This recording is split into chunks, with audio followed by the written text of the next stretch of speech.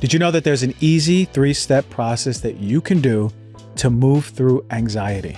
And on today's episode of Heal Thyself, Dr. Nicole Cain comes in and shows us those exact steps. So instead of saying anxiety is the problem, the heart palpitations, the racing intrusive thoughts are a problem, instead, if we start to get curious and allow ourselves to be just a little bit tolerant of that discomfort in the moment, it can inform us as to why that's occurring. Dr. Nicole Cain is a pioneer in integrative approaches for mental and emotional wellness. She's got a clinical degree in psychology as well as training in EMDR, and she's a licensed naturopathic physician. In her new book, Panic Proof, she goes over the exact steps to take on how to heal your mental health. On today's episode, we'll focus on anxiety, what it is, why it shows up, and how to move through it in this episode of Heal Thyself. Okay, so welcome to the show. We were off air talking about anxiety. I want this show for people to understand anxiety doesn't have to have a hold from their life. They can actually be liberated from anxiety. But having you on here who's dealt with anxiety so much, patience, you wrote a book about it. I'm going to ask you this first question. Is the remedy for anxiety a benzodiazepine like Xanax? Is the remedy for anxiety found in shutting down the system? The first question is, where are we relative to the comma? And so oftentimes, far too often, I see that people have anxiety, and it could be a really low grade amount of anxiety, or it could be all the way up to red light panic attack anxiety, crisis anxiety. And oftentimes I see the treatments are the same, where we're going to suppress it, we're going to shut it down, and then we're going to put a period at the end of that sentence. And then the patient goes away and they're like, oh, my symptoms aren't here, so I must be better. But what ends up invariably happening is that the symptoms will either relocate and express in a different way, or they'll come back out and we'll need more and more and more of the suppressive medication. So there may be a time and place to suppress, and we think about that in the therapeutic order. Address acute concerns is number one, but then I always encourage people, put a comma at the end of that. So if you need something to hold you afloat, if you need to bail water for a little bit, well, then you go and find brilliant people like yourself, or maybe even the book, is put a comma there. Give yourself a little space, and then do the deeper work to figure out why you have the symptoms. So in conventional medicine, the approach we take is someone comes with the anxiety, and yes, we can use it when we really need it. But what is anxiety? Why is it arising in the body? It has to have some physiological function. The body's telling us something.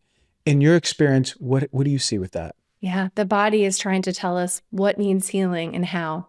And that's a total paradigm shift from the way the standard medical model is treating it. And I think we can do way better for people. And so instead of saying anxiety is the problem, the heart palpitations are a problem, the stomach churning is a problem, the racing intrusive thoughts are a problem, instead, if we start to get curious and allow ourselves to be just a little bit tolerant of that discomfort in the moment, it can inform us as to why that's occurring. Because there's always a reason. People say that panic comes out of the blue, but there's always a reason. So there are people that will be like, I am just ready to get to bed and I'm just have a rush of anxiety. You're saying that it's the body's way of telling you that something is what? Mentally off, physically off, emotionally off? It could be any or all of the above. I oftentimes, actually, one of my favorite ways to figure out what it could be for a person is to notice you do somatic work. So notice the body and see what that alarm is. Dr. Russell he's the anxiety RX doctor. He's a great friend of mine, and he talks about an alarm. And I think it's good language that we could talk about today is I'm getting ready for bed. I'm like really ready to sleep and be relaxed and then to have a good day tomorrow. But my body has something else in mind. And so then I feel that activation.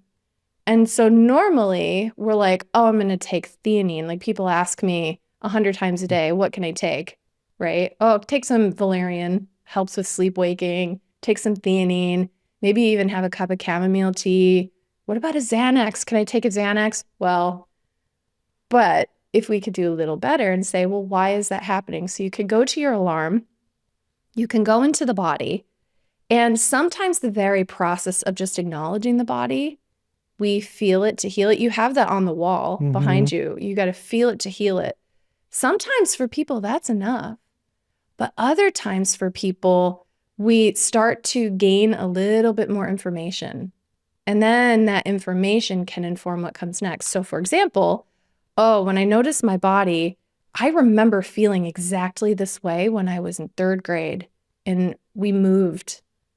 Or, I feel this way, and that started when I was put on this stomach medication. And I've really just had this. It's been around since I started that medication.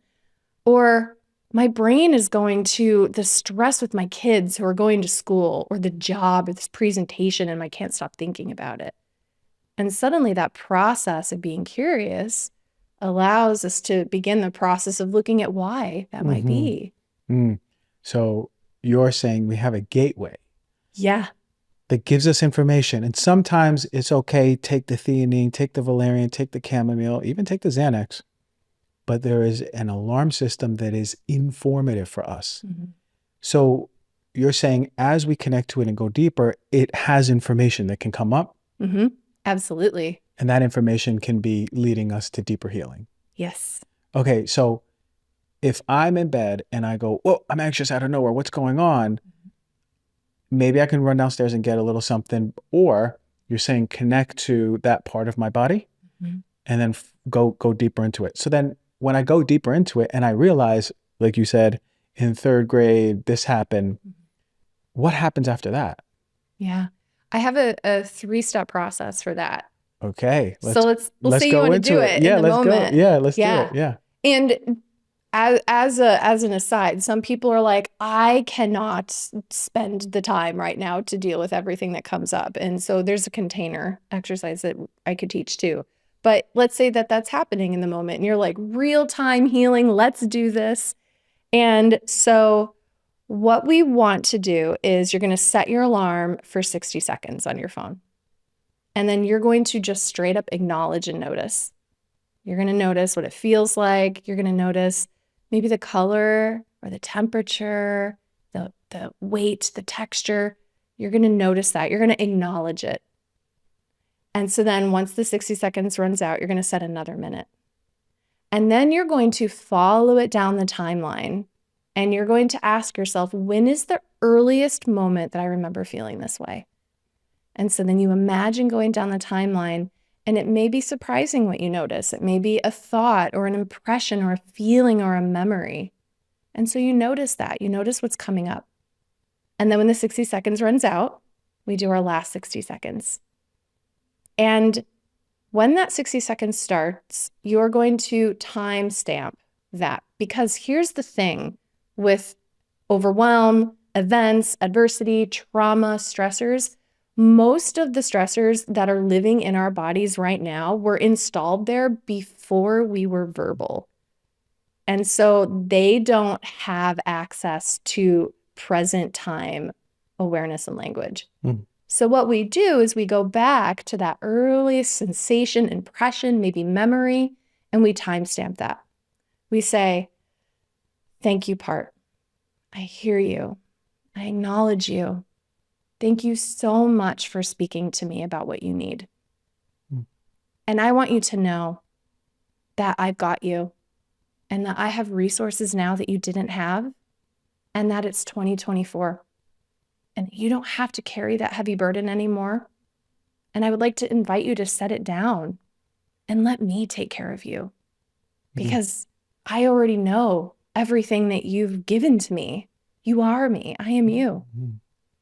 And then when that last 30-second ends, you can bring yourself into the present. And then if you still need the theanine, go take the theanine. Oh, I see. I love it. Mhm. So that is the primary approach before we do anything else, Mhm. because in many ways, those are the things that are kind of quieting it again. Yeah. It's saying, okay, hold on, now we're not ready. Just calm it down a little bit. Yeah. So what I'm hearing is really the remedy for anxiety is having a connection to your body and opening that small gateway to show you what's there. Yeah. Versus suppressing the uncomfortable feelings, which we've become so good at, Yeah. whether with drugs or supplements. Yeah. Beautiful. I love that. And so you're saying when the anxiety is coming up, it's a oftentimes younger part of us Yep. that feels that helplessness or overwhelm or overburden, not knowing that you as an adult have all the resources to handle what's going on. Mm-hmm. And that's a felt experience of heart beating and sweating or just not feeling good, your belly, nausea, all the things. Mm-hmm. Then we can have more reverence for the body because it's so sophisticated, right? Yes. That's incredible. Like we can be like, whoa, the body has been trying to help heal me the whole time. Yes. That's a paradigm shift. I had this conversation with a patient the other day, and she deals with really extreme anxiety and depression, but it shows up in her body. And so a lot of it in her hips. And it's reduced her mobility, and it's really hard for her to get around. And she's just like, my hips suck. They're broken. They just hold me back.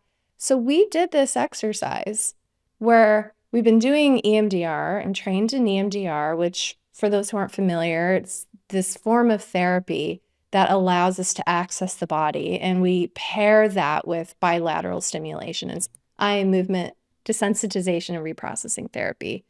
So we've been doing that, and a lot of stuff has been coming up, and her hips have something to say. And so what we did is we did this similar exercise as we got into the body. I had her listening to an audio click track that was going left and right, because then you're doing that kind of crossing of the midline of the brain through the audio. Very cool stuff. And so she was listening to that. And then we had her close her eyes and bring her mindful awareness to her hips. Mm-hmm. And we noticed the hips. We acknowledged the hips. We held space for the hips. The hips talked. She felt stiff and sore, and she had these impulses to move. And I'm like, honor those impulses. Just be in that space. Just notice that space. And then we did step 2, where we went back to the earliest moment. And there was a very significant, very difficult memory that was associated with that her hips were holding on to. And she's like, oh my gosh, I can't believe this is coming up. This is so surprising. And then that third step is we then honored and loved the reverence of her hips, using the word reverence that you used. And that was very moving for her because she's been at war with her body her whole life. Mm-hmm. And so, as you said, I love that word, that reverence, that respect of changing that paradigm of my body isn't broken. There's actually nothing wrong with me. I'm a whole person. And my body is telling me to how to heal myself, how to be more fully alive. Yeah. I want everybody, listen, viewers and listeners, what you got is just a practical resource right now that you can use every single day that you're feeling off in your body. And thank you for giving us, like, a lot of people will come and just talk about it and leave. We need practical tips. What are we going to do? And what do we do? Like, maybe some people can't go all the way to see. So like, this is really important tips, viewers and listeners. Next time you're feeling anxious or not good in your body, do those 3 steps, take out your alarm and just go through it.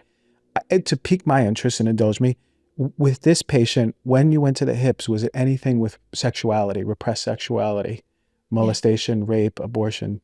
Yeah. Yeah. So it was absolutely the image, the memory that came up was of an assault. Yeah. Mm-hmm. So what I find is the womb and the area around it, all the way to the hips and even around the back, has the core memories of rapes, molestations, surgeries. Mm-hmm. But even something as subtle as, here I am in college and I'm going to sleep with this guy. I like him, but I don't want to sleep with him, but he wants to, and I guess I'll do it. That memory is also in the womb and usually manifesting as shame, guilt, anger, and sadness. And so that's why I wanted to know. It's like the hips, I look oftentimes at people and I can see where the fascia is really tight. And by virtue of that, I can see, like I've made these archetypes in my head. I can see, oh, this is the stiff manifestation because it's the hips. There's something there to be said. Now, men is a little different. They have that stiffness around the hips because they're so in fear of that feminine relaxation, surrender, flow, movement laterally versus forward and back. Ooh. So you notice, I want you to let's keep in contact. I want to know, and when you see a man and do the EMDR, let's see if I would love to know that. But I want to talk about EMDR actually. Yeah. Because I'm a little familiar with it. Yeah. But what's the point of having bilateral stimulation? What is that doing? You know what's fascinating? Our cells have energy generators called mitochondria, and they play a huge role in how we age. I've been diving deep into this since discovering Timeline. This is a Swiss company that spent over 10 years researching this remarkable constituent called urolithin A. It's a powerful postbiotic, and you can't really get enough from your diet, no matter how much you eat. But I'm excited about Timeline's MitoPure because it is the first product that actually offers you an exact dose of urolithin A that is going to upgrade your cellular energy. It's going to start cleaning out all the damaged mitochondria. It's going to recycle. It's going to bring in healthier ones. And what you feel is an increase in overall energy and strength. And if you're 30 years old, you really got to consider this. Your mitochondria weakens over time. So what we want to do is support it early on. You take 2 soft gels daily for 2 months. You'll notice improvements on your energy levels. For me, I've been taking it for more than a year. It's been super supportive. It's been one of the best interventions I could take for giving myself a healthier body as I work out and also aging in a healthy way. What I love about Timeline is they made it really convenient. You could take soft gels, you could take the powder, and it's the #1 doctor recommended urolithin supplement. It is NSF certified. It's backed by science. If you want to take Timeline Nutrition's urolithin A, you're going to get 10% off of your order. Just go to timeline.com/DRG. That is TIMELINE.com/DRG. Let me tell you about a game changer in my daily health routine. That is Nuzest Good Green Vitality. I'm someone who's always looking for an effective way to support my body, my mind, stay focused. And this is an all-in-one nutritional supplement. It's been revolutionary. I've been taking it for about a year now. What I love about Good Green Vitality is that it's comprehensive. So we're talking about a powerful blend of vitamins, minerals. We're talking about antioxidants, things that support your gut as well.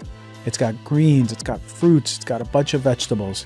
And I've incorporated it as my morning ritual. I put it first thing in the morning I take. Sometimes I go on a little walk and I come back and take it regardless. It's in the morning for me. And I notice improvements on my energy, mental clarity, and even skin health. What I love about it is it eliminates my needs for multiple supplements, right? I'm a busy guy. I just want to do 1 scoop, mix it up into water or my morning smoothie, and I am good to go. And it tastes great with water, by the way. Way tastier than all the earthy green powders that you find out there. And this is really powerful, especially as we head into the winter, to support your immune system, keep yourself from getting colds and flus. So if you're ready to transform your health routine, go to nuzest-usa.com/DRG. That is NUZEST-USA.com/DRG and use the code DRG for 20% off. There's a couple things. When Francine Shapiro discovered, founded, developed EMDR, she was really deep into hypnosis training at the time. And so in hypnosis, we often think about like the hypnotic, getting you into that like subconscious sort of state. We're not totally in our conscious present awareness, thinking analytically, maybe more of like an alpha state. And so she's very well versed in that.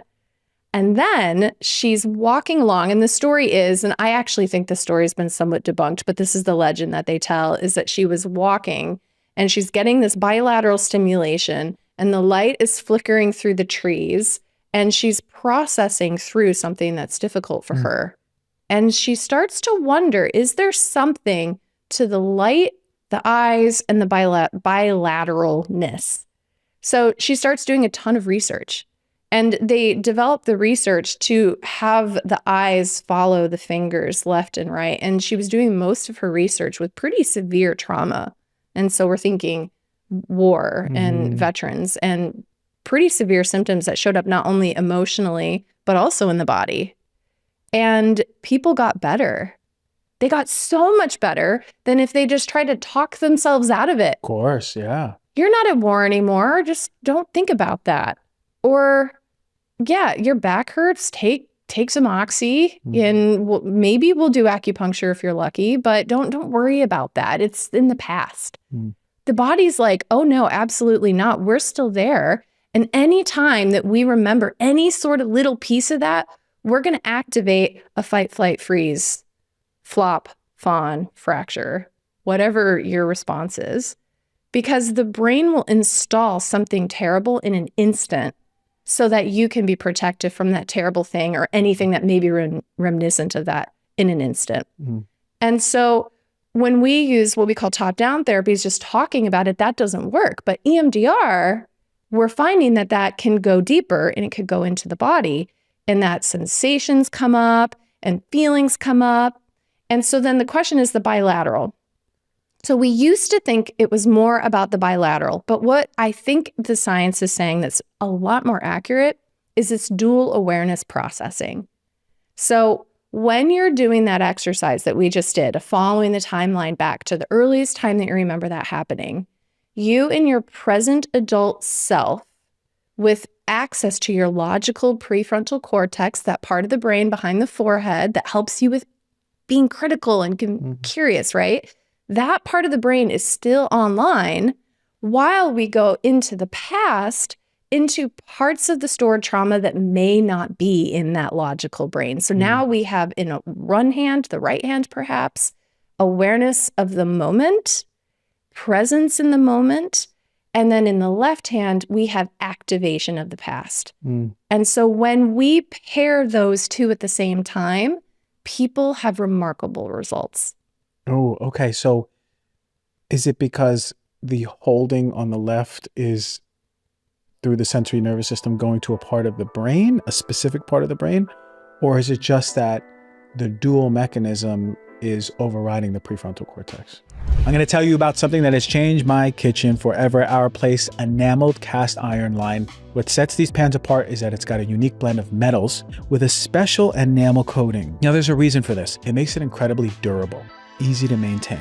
A lot of cast iron pans out there are raw, and then they go to rusting, and then you got to get a new one. Well, this enamel coating is basically tiny glass particles fused to the surface under intense heat, and it's giving it a smooth, non-reactive cooking surface. And for me, I really care about what I put in my body. You know that. I go crazy over heavy metals. This pan has been tested for heavy metals. 0 lead or cadmium, the major heavy metals that you're concerned about when you think about cookware. Leaching, nothing. And for me, I'm always using my pans at least once or twice a day. And I know that I want my food to be clean and not be chock full of heavy metals that are coming from the pan into my food. The heat distribution is phenomenal. And what really surprised me is that it's just easy to clean. So I love how versatile it is. It's beautiful looking. People always come to my house and they ask me what pans are these. I always say OurPlace. It's one of my favorite, and it's a clean pan, and it's one that I'm going to use for a long time. OurPlace offers a 100-day trial period with free shipping and returns. This means you can put them to the test in your kitchen and see the difference for yourself. If you're ready to upgrade your kitchen, go to FromOurPlace.com, use the code DRG at checkout. That is 10% off site-wide, all of their materials. That is FromOurPlace.com, and the code is DRG. If you love the podcast and you want to be down with the Dr. G Heal Thyself community, we give incredible tips every single week on getting a healthier physical, mental, and emotional body. The newest updates of my favorite products, the newest updates of my favorite practices. Stay in the loop by joining the Dr. G community. All you got to do is go to any one of my posts on Instagram and comment the word news. You'll get a DM to join. When we get activated by that past trauma response, so somebody, their friends were blown up. And so now when they hear a car backfire, the prefrontal cortex is bypassed. Oh, I see. So the hippocampus, the part of the brain that's processing memories, is going to be like, oh shit, we've heard that before. Oh, okay. It's going to send a signal to the amygdala and say, we're in danger. The amygdala is like, got you, boo. Sends that signal. So then the body is running or hitting the deck long before anybody knows what's happening. So the stimulation is sound too? Like, let's say I'm a war veteran. Yeah. I'm going back into war sounds? Yes. No way, really? Yeah. Okay, so now I have Sounds, the stimulation. Smells, tastes, anything. Oh, wow. EMDR could be taste too and smells? It could be anything. Okay, so now, like if I have a phobia of Ruffles chips, Yes. you might bring them out. Yeah. Whoa. Okay. So now I'm understanding. So it's bypassing the prefrontal, You want to going bring to the that back limbic. in. I see. Oh, so you can use your logic and being like, Yeah. so how do you bring it back in then? Is it do you talk through it, or how does that happen? How does the prefrontal come back in? Yeah. I have I have so many step processes. I have a 4-step process for that too. Oh, I see. So is it a logical thing? Do we start conversation around things? So we get a history and we logically start conversation around things. But a lot of times people will be like, I don't know, I'm terrified of driving on the interstate. I've never had anything happen that I know of, but I'm terrified of driving on the interstate. And so then we talk about that. We get a case history. And what we do oftentimes is we're like, okay, we'll go to that feeling like you do in somatic work. Mm-hmm. I'm obsessed with your work. It's so brilliant. So you go to that feeling and you use the bilateral stimulation. I use buzzers because I like to keep my eyes shut. And so I use buzzers. It'll buzz left, right, left, right, left, right. And then you go to that feeling, and the stimulation of the left and the right is keeping your brain, we're here, we're here, we're here right now. But then at the same time, you're noticing that feeling. So you have that interoceptive awareness. I Mm-hmm. feel my body. And then the body will start to naturally follow the thread, metaphorically speaking, to the original. So people will say like, oh, I remember when I was in 3rd grade, I saw a red car get T-boned. Mm. And now every time I'm on the highway and I see a red car, I go into fight, flight, freeze. And they don't even know. They see a red car. Yeah, they had no idea. It's so subtle for them. Yes, but the hippocampus is like, I got that red car, danger. Got it. Oh, okay. Brilliant. Yeah. What a brilliant practice. Yeah. You can learn to do it at home. Yeah. It's incredible because, and I love that it's keeping it here with the bilateral. Yeah. Right. You're not, especially for a war veteran, they might just go right back to war and their body's freaking out. Yeah. So for me, it's like the signal is moving down somatically to the fascia. I talk about the fascia so much because it's so sensory nervous system rich. Yes. And also receiving signals back from the nervous system to react. So there's contractions and expansions. So it's like the fascia in its own intelligence in coordination with the brain is like having this whole experience. And then people are processing it in real time. Wow. I'm thinking of the adaptive mechanism of fascia. So you get this because you're degree training. And I don't get to have this conversation with a lot of people.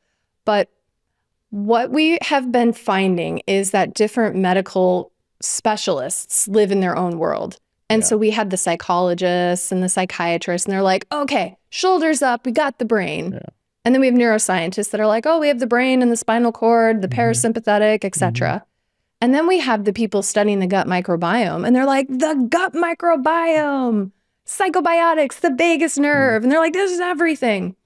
But what's so fascinating, what naturopathic physicians do, is that we look at you as a whole person, and then we can figure out adaptive loops. So for example, if I go through something really stressful, my amygdala is going to say, oh, damn, really stressful. We got to mount a response. So then your adrenal glands are like, we got you, adrenaline, cortisol. So cortisol goes up. So now your body's in a state of high cortisol. So now we have a secondary feedback loop that kicks in. Cortisol will suppress inflammation. We need inflammation to mount an immune response in our gut to pathogens. But now your gut's suppressed. And the pH of the gut will be suppressed. And the microbiome that's activated gets suppressed. And so now the bugs in your gut change. And so now that the bugs in your gut change, pathogens that have been hanging around, or that soda that we're drinking, now we get imbalances in our gut. And then the gut starts to cause inflammation in the gut wall. And then that leaks out. And then we have inflammation and toxins and things, and now they're going to the brain. And then we get leaky blood-brain barrier. And then because your cortisol is high, the body's in like all this activation. So it's like, ooh, we can't be activated all the time. Let's start converting our thyroid into inactive thyroid. Slow it down. Slows it down. So now we feel wired. We also feel like we have hypothyroidism, but our doctors are only testing TSH and they're like, your thyroid's fine. And then they're like, oh, well, take some adrenal herbs because your adrenals are taxed. You have adrenal fatigue, but your adrenals are actually like firing out on all cylinders. You have your cortisol really high. It's really high. And so then we're like, why don't I feel better on these thousands of dollars of supplements? When in reality, it could be that you saw a red car that you didn't even know is triggering you. And set it off. And you can't get on the highway. So what if I just gave you a benzodiazepine and put a period at the end of the sentence? We can do so much better. What a disgrace for our modern medicine. We could do so much better. It's so lazy. It's so lazy. Yeah, it's really lazy. Like there's people who are debilitated with anxiety, and I understand. And it's really lazy. It's just putting a period and script and by. Because what you said is a lot more work. Yeah. We're retroactively, oh, wow, the gut's a mess. Oh, wait, the thyroid, it's going all the way up to the brain. It started here.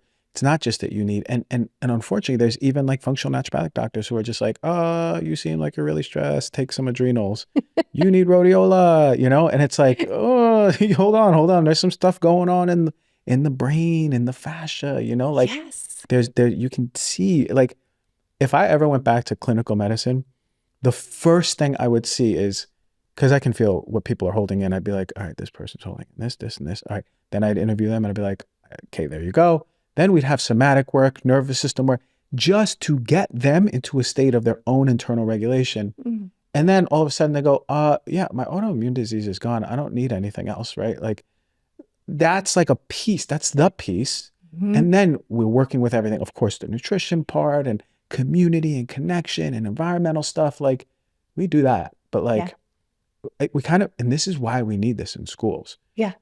We start with the naturopathic function, but like we need to understand this type of stuff that we're talking about, that regulation piece. I love that. I love that you painted that picture for people to understand it's not a one thing for one person. It's very complex because the red car for you might be a blue jay outside for me. Yes. That pecked me when I was little or something. Yes. It's just, we all have these subconscious triggers. So in the state of anxiety, these people are living in that state of anxiety. Do you believe that a persistent state of dysregulation, being in that anxiety, being out of balance, is going to lead to physical health issues down the line? I know you mentioned like thyroid, but like, can it lead to chronic diseases like autoimmune or cancer? We've seen that, absolutely. When we think about the Adversive Childhood Events Scale, so this is ACE study. It was the biggest longitudinal study. It was done by the CDC and Kaiser Permanente. And they looked at childhood adversities and the effects of those adversities. And the more stress that you went through as a child, and the younger that you were when you went through those stressors, the more health consequences that you can experience later in life. And that could be, it's really quite vast of what we could be at a greater risk of. It could be bone fractures. It could be using social services. It could be cancers. It could be mood changes.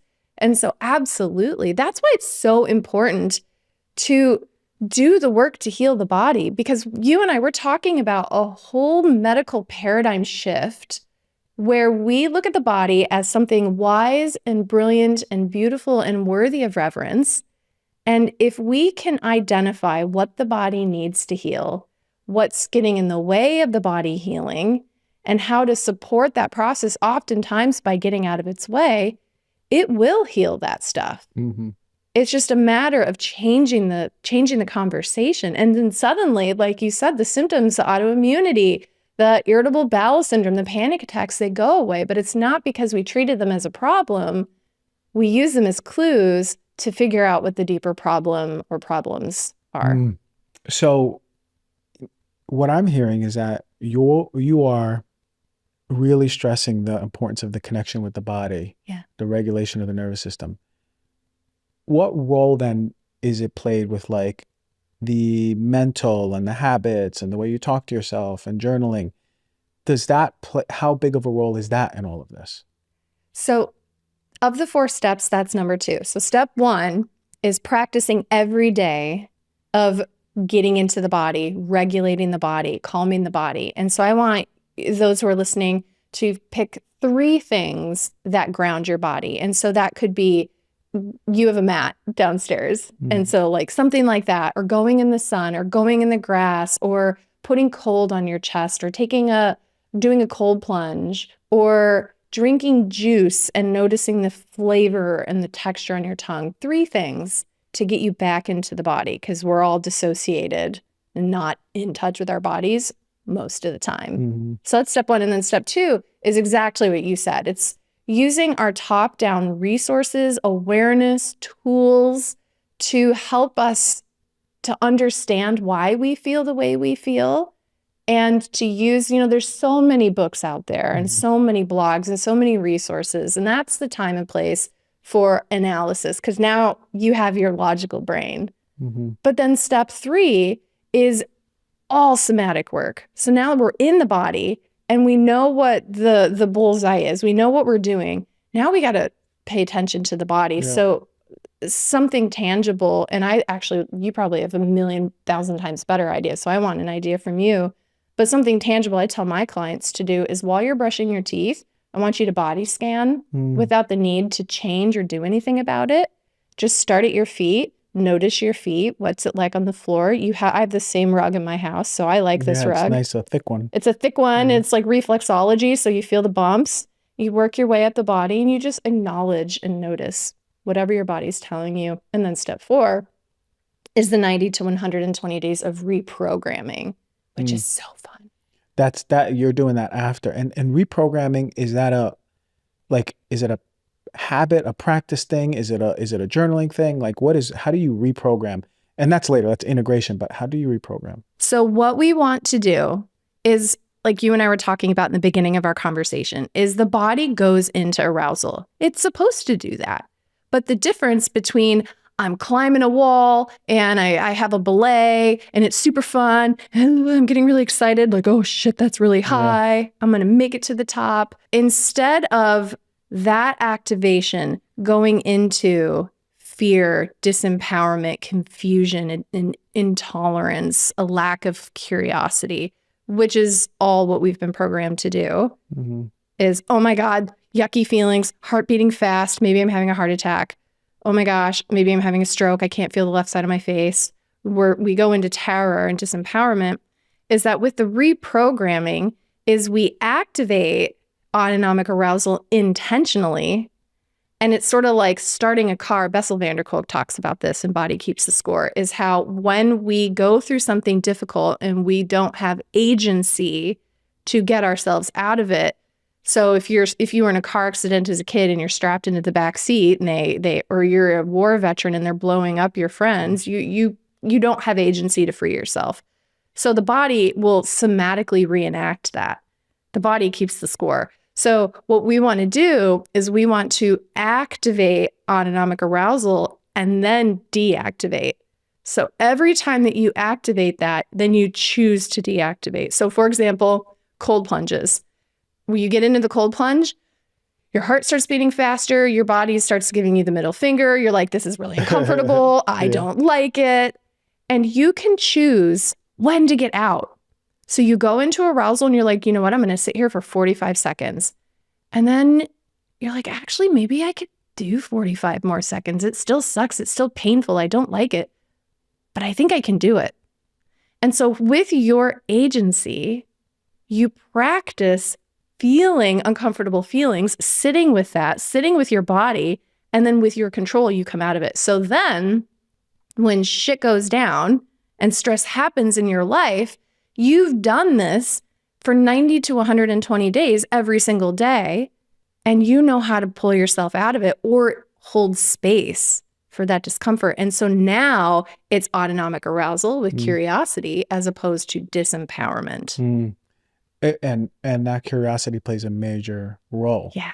That in itself could just shift everything. Yes. Because it's the opposite of what we do when we're feeling some sort of way. Yeah. And we need that autonomic arousal, right? Yeah. To start like simulate, you have to like lean into that in order to move through things. Yes. Yeah. Yeah, I know. I feel that for sure. What helps you? I'm so curious. I feel like so blessed. I'm sitting with the somatic guru here. No. I'm blessed over here sitting with you. What helps me for the regulation or just the ground or what? Yes, please. Okay, so one of the most important things for me is circadian rhythm, Mm. because if I'm out of rhythm, I'm not mentally right, you know. So always the morning light, and I have to move my body fast. I tried meditating early on, Mhm. but I have a lot of energy that flows through me in the mornings. So I need to move and dissipate that energy before I do things that are sort of yin. Mhm. I just yin the whole night. You know, I gotta Yeah. wake up, so I do a nice walk. I go around. We have the Venice canals here. I've made Mm. friends with all the ducks. They know me. Yes. And then I come back, and then I'll do more yin. So then I'll do the tea. I'll ground myself on the PMF mat, which is really nice because unfortunately, like I don't have grass in the front yard. Yeah. I can go to the beach. Sometimes it's kind of cold. So Mhm. grounding, that's my grounding. And then I do something that is really powerful. Nicole Sachs, who is a psychotherapist, came on the show, and it's a journaling prompt. And it's putting your past stressors, current stressors, and parts of your personality that don't serve you into a list. And then I put the list in front of me, and I close my eyes and I open them, and wherever my eyes lead me, I'll write around that about that topic Ooh. for 20 minutes straight. And it's crazy because it'll like start one way and end completely different, you Yeah. know?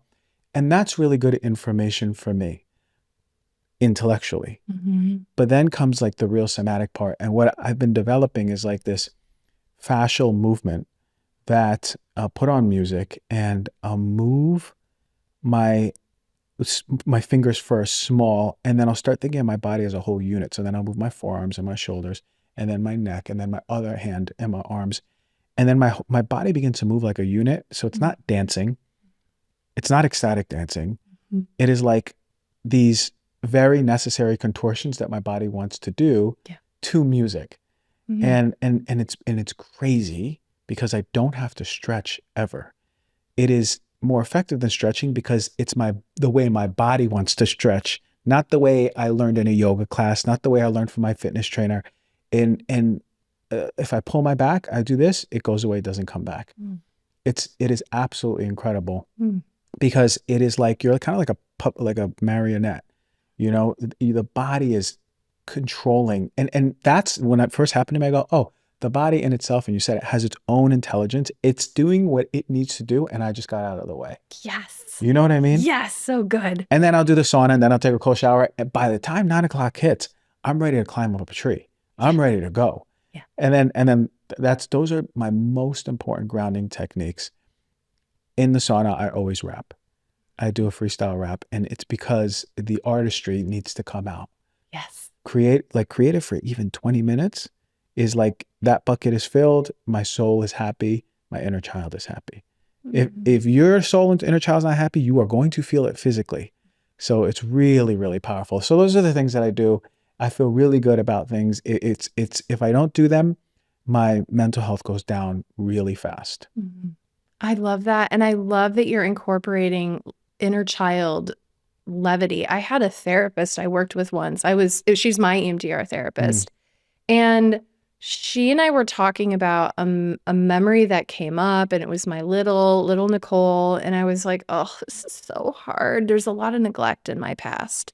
And little Nicole was expressing that. A lot of unmet needs, a lot yeah. of sadness, a lot of neglect. And so when we finished the EMDR that day, she was like, "What is something you can do for little Nicole?" And I'm like, "I don't know." Like, she liked unicorns and ice cream. Mhm. And she's like, "Okay, well, then I want you to go get an ice cream. And when you eat that ice cream, don't just eat it and scroll and look around. I want you to bring up little Nicole and notice where she lives in your body. And I want you to do it for her." Yeah. And that's what you're describing is how can we employ levity and joy and honoring for our younger parts? That's right. That's right. And there's a check-in process. Mm. Every night in the shower, I close my eyes and I go in a circle, and I talk to all the important parts of me, but like in my life too. And when I get to the inner child, I say a thank you, and then what part of you did I embody today? And I'm so good with the inner child though. It's like there's always like joy and play. That's easy for me. Yeah. But then like there's other parts where I was like, oh, am I more bold and talkative and expressive today? ooh, I was a little, and then I start thinking about today, that was a moment that I was presented with, Yeah.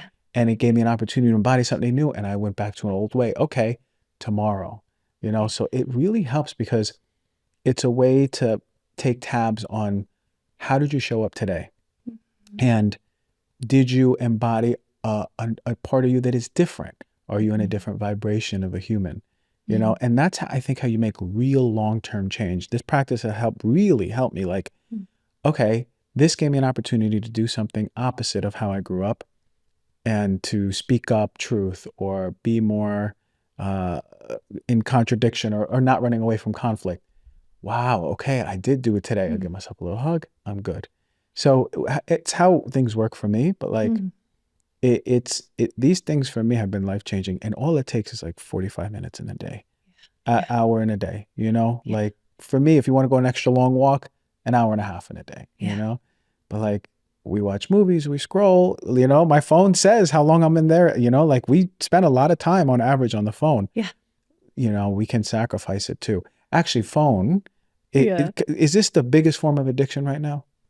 Oh, absolutely. It's incredible. The salience network in the brain, it's this group of brain areas that their job is to scan the environment around you and then to scan your internal interoceptive environment.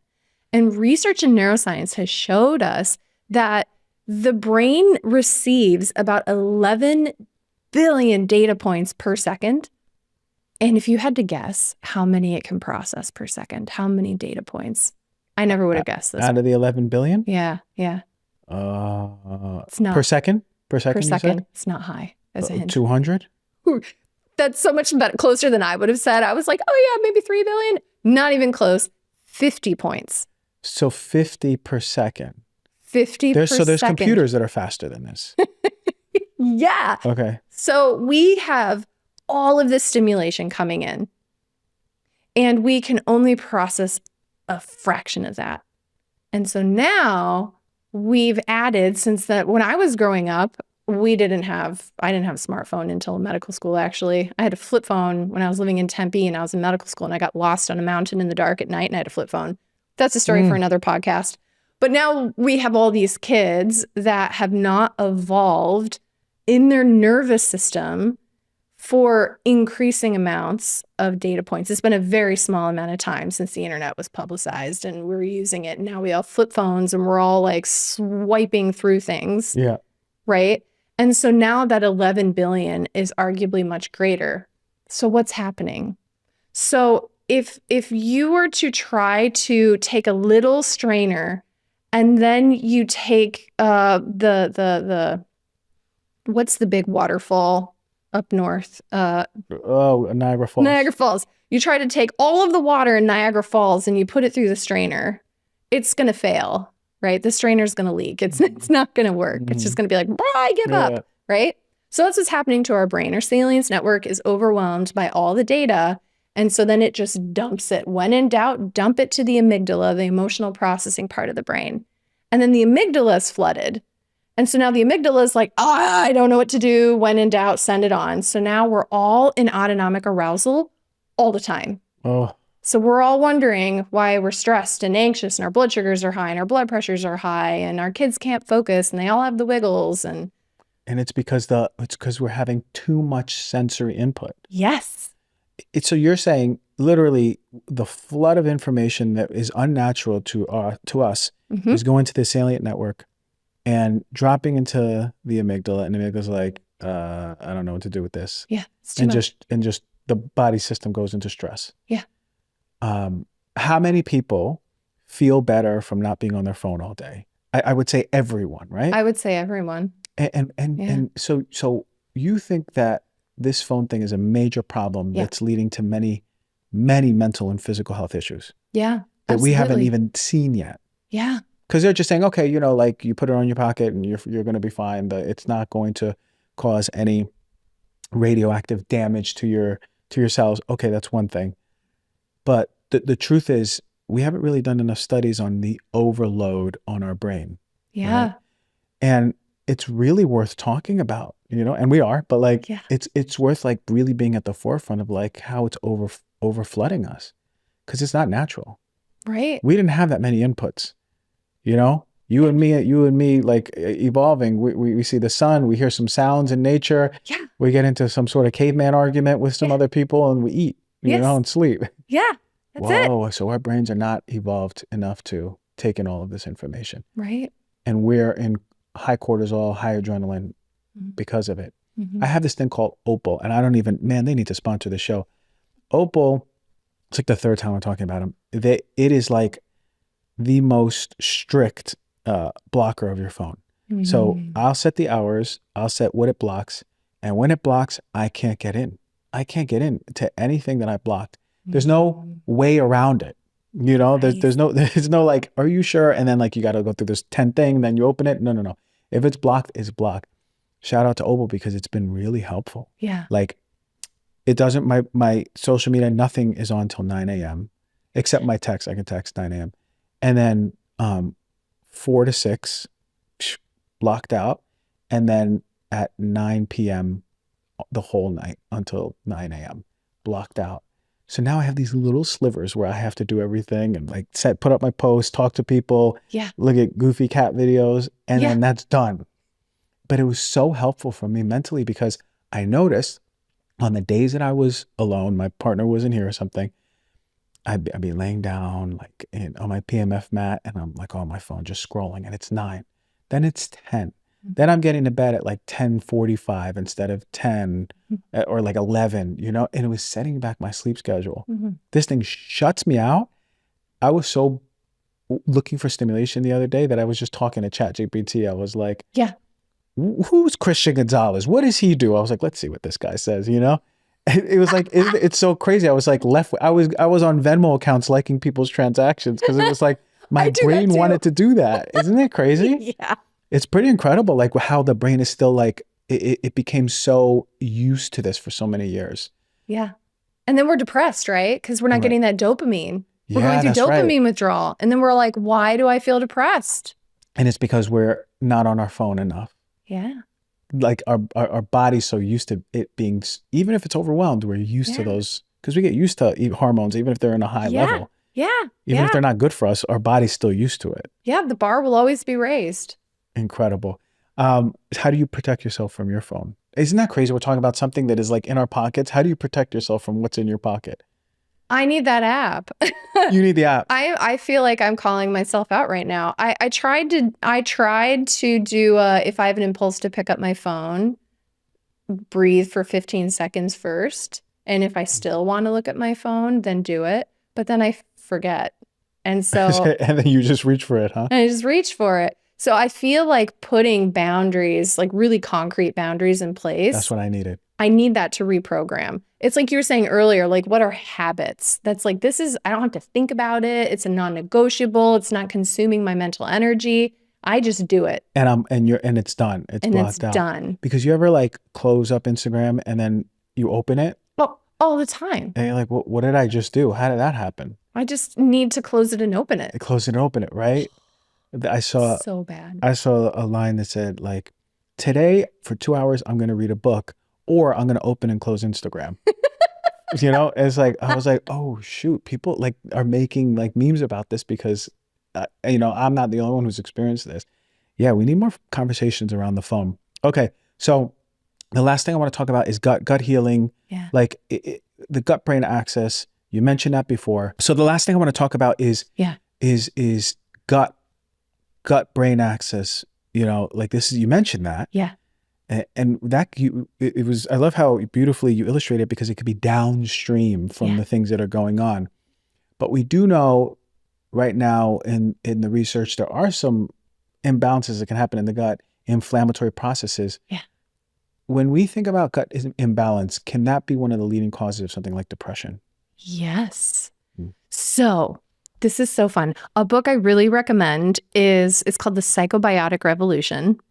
And it's so great. And the people behind it was Scott Anderson and 2 researchers out of Ireland. And they are on the like forefront of all things gut brain. So that's just like a plug. We stand on the shoulders of giants. They're the giants where I learned a lot of this. And it's in the book.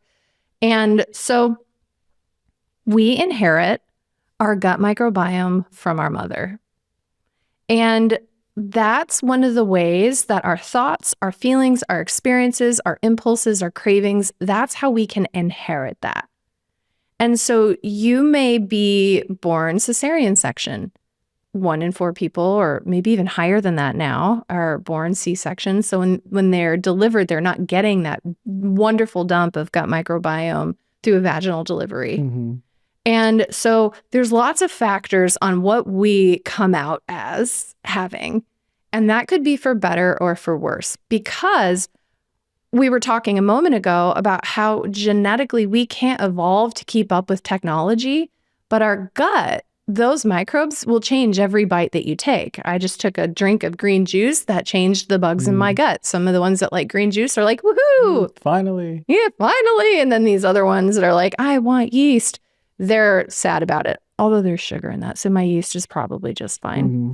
But what's really neat about the bugs in our gut is that they affect how we feel. So the psychobiotics research is finding that there are bugs like lactobacillus and bifidobacteria that are able to produce neurotransmitters like serotonin and dopamine.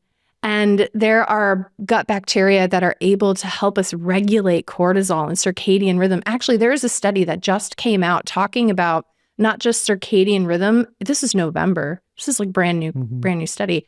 And it's not just circadian rhythm, but what you do is like your whole biorhythm. You start your day and you go through your day, and by 9 o'clock, you're ready to climb up a tree, you said. Like you do the things, you're in this rhythm, you're in this synchronicity. And a lot of that is probably being regulated by your gut. Incredible. And so the question that follows is my gut an inroad for deeper healing? Is my gut trying to hold me in a space of fight, flight, freeze because we're still stuck in the past?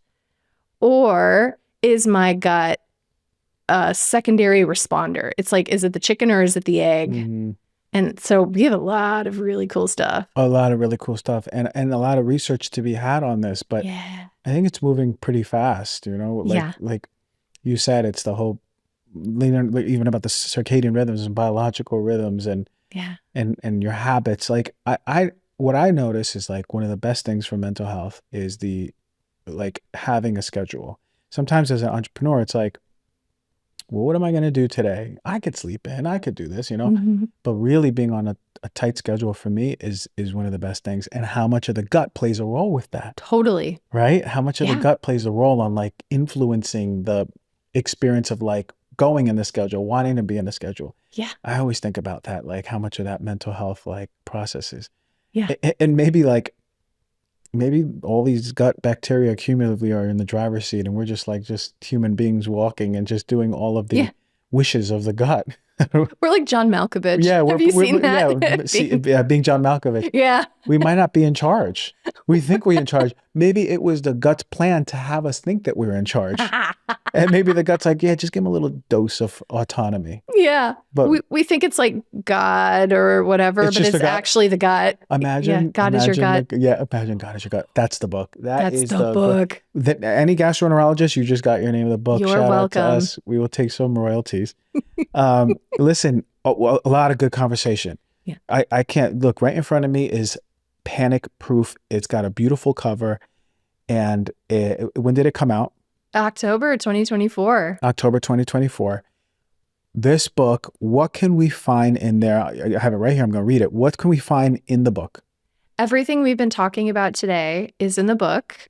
And what I endeavored to do with this book is to make this really simple so that if you've been listening to this conversation and maybe other conversations that I've had on other interviews, is it can feel like a fire hose to the face of information, and then we don't know where to start. And so I walk you through how to think differently in the book. And when you walk through the book, you're going to have a quiz on what type of anxiety you might be dealing with. And then there's checklists. And then there's how to make a panic-proof protocol. Amazing. You can bring that to your doctor and you can advocate for yourself. This is the protocol that I think that I need. Tell me what you think. A piece that we can advocate for is so important too. Because I know a lot of people viewing and listening feel so lost Mm-hmm. in their doctor. Mm-hmm. And can you please give me that plumbing example so we can hear it and it can make more sense? Oh my goodness, I was just hoping you would ask. So we were chatting before we started recording, and I was asking you how many times you would let a plumber come back and fix a leak that you had in your bathroom, and every time they came back, it was still leaking. Like how many times? 3, 4 max. Yeah. So my mentor told me this story. So you also know my mentor. Mhm. He's so cool. And he told a story about how he was doing a meet and greet patient interview with a woman, and she was looking for a new doctor because hers was retiring. And so he's like, well, what is the condition you want help with? She's like, I have IBS. And he's like, well, how long have you been working with that other doctor? She says, well, I've been working with him for 20 years, but he's retiring. And my mentor was like, and you still have IBS? She was like, yeah. And he's like, well, why did you keep working with him if he wasn't solving your problem? And she's like, well, I liked him. Mm. And so what you and I were talking about is that we hold our plumbers to a higher level of accountability than our own doctors. Mm-hmm. Mm-hmm. We don't expect our doctors to help us solve the problem. Maybe they'll put some duct tape on the pipe and hope it doesn't leak. Right. But you can actually heal. If you fall and scrape your knee, what's your body going to do? Gonna heal it at some point. Yeah. Even if you don't pay any attention to it, if you don't take all the right supplements, if you don't eat all the right foods, if you don't do the cold plunge, your body's very likely going to heal that scrape. Mm. Your body is designed to heal itself. And your expectation is that your treatment team should be moving you towards that. And if your doctor is telling you that you cannot heal and that anxiety is something you have to live with for the rest of your life, then find a different doctor because you can heal. Mm. And we got the book right here, Panic Proof. It's out. Where do we get it? Anywhere books are sold. Anywhere books are sold. Boom. Yes. I can go on Amazon right now and get it. Yes, you can. But But you got a don't have copy. to. I 'cause got the it's a copy gift. right here. Yeah. Beautiful. and then for you, where do people find more about you? Come hang out with me on Instagram. Okay. It's What's the Instagram? Dr. Nicole Cain, CAIN. Okay. Website? drnicolecain.com. Okay, man. Where's your next talk? I'm going to be going to West Hollywood in like 2 hours. Oh, really? You're gonna do another podcast? Yeah. Okay, cool. Yeah. So you're doing some stuff. All right. This has been my favorite though, for the record. Listen, you know how to give love to the Leo, and the Leos love receiving it. And my gut microbiome loves receiving it. Your All the bugs. microbiome is yay. They're like, be happy now. I'm like, okay, joy. Thank you so much for coming on the show.